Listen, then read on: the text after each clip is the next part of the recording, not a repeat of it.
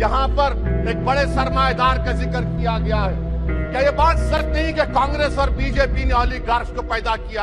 आप दोनों ने मिलकर ओलिगार्क्स को पैदा किया। आज इसी वजह से 60% मुल्क की दौलत 1% जनता के पास है। आप दोनों ने बैठकर मलाई खाई और गरीब और नौजवान पिस रहा है।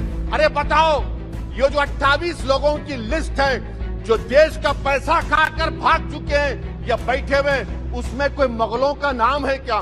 कोई मुगलों का नाम नहीं है, मगर आप उस पर कुछ नहीं बोलेंगे। टरवेन में कह रहा हूं कि हाइडेनबर्ग अगर यहाँ होता तो यूएपीए लग जाता उस पर। और सर, मैं नरेंद्र मोदी सरकार को मशवरा दे रहा हूं लाइटर वेन में कि ये अंग्रेजी का अल्फाबेट ए बड़ा अशुभ है आपके लिए। डबल ए को आपने कहा कि बेटा फाइटर एयरक्राफ्ट बना, बैंकरप्ट हो गया।